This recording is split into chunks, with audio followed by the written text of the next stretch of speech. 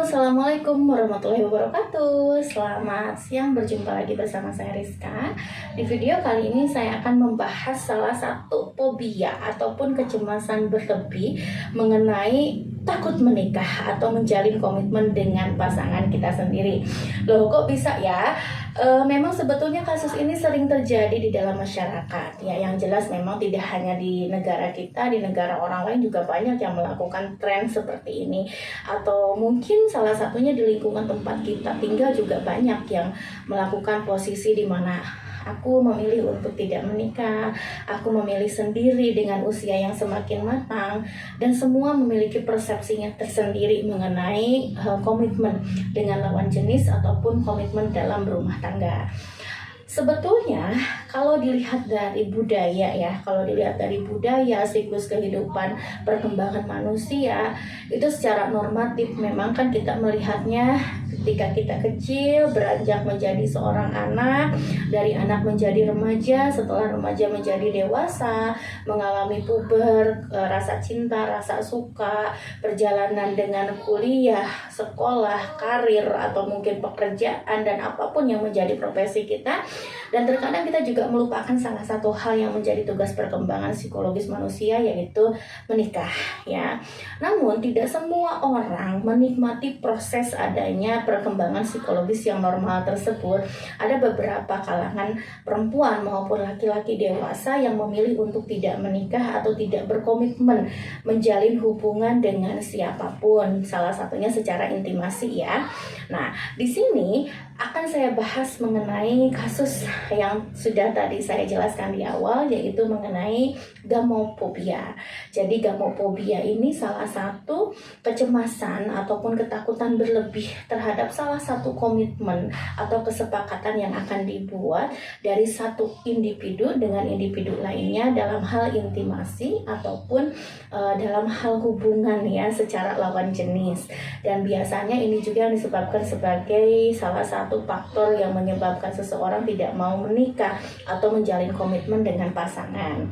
Gamophobia ini terjadi dengan beberapa macam penyebab ya. Salah satunya bisa terjadi karena traumatik di masa lalu. Jadi traumatik di masa lalu mungkin dia pernah sering tersakiti oleh beberapa pasangan. Dia juga merasa tidak nyaman ketika harus berkomitmen dengan orang lain karena ada pengalaman traumatis atau hal buruk yang dialami secara emosi, dan ternyata luka batinnya belum bisa disembuhkan atau belum bisa dilepaskan, yang akhirnya mereka memilih untuk tidak menikah atau bahkan menjadi takut, depresi ketika harus menjalin sebuah komitmen dengan orang lain.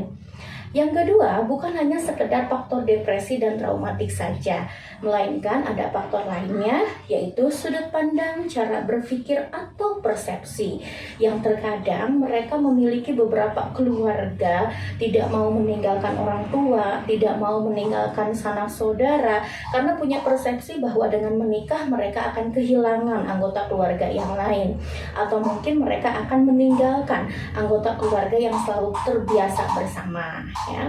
Selanjutnya, adapun ketakutan-ketakutan berlebih yang dialami oleh gamophobia ini, yakni merasa bahwa dirinya tidak percaya diri, merasa dirinya minder, merasa rendah diri karena ketidakyakinan dalam menjalin sebuah komitmen ataupun hubungan ataupun pernikahan.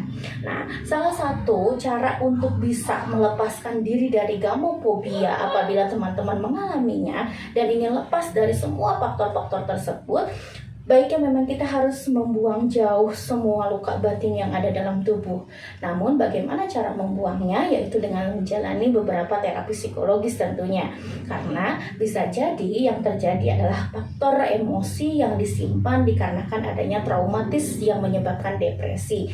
Sehingga kita sebagai seorang korban ataupun pelaku dari gamophobia itu sendiri berhak untuk lepas dan layak untuk bisa hidup sehat, normal seperti perkembangan psikologis lainnya. Salah satu terapi yang bisa dijalankan oleh teman-teman jika mau lepas dari gamophobia itu sendiri adalah dengan cara mengikuti beberapa terapi psikologis ataupun terapi emosi, atau bahkan bisa melalui metode hipnoterapi, di mana kita bisa melepaskan seluruh luka batin, menyembuhkan seluruh traumatis dan luka batin ataupun luka-luka yang pernah terjadi yang berdampak buruk terhadap psikis maupun hormon depresif yang ada dalam tubuh kita, sehingga kita memulai segala sesuatu hubungan dengan sangat nyaman, aman, dan terlindungi. Sementara itu yang bisa saya sharingkan dengan teman-teman. Mudah-mudahan informasinya bermanfaat. Assalamualaikum warahmatullahi wabarakatuh.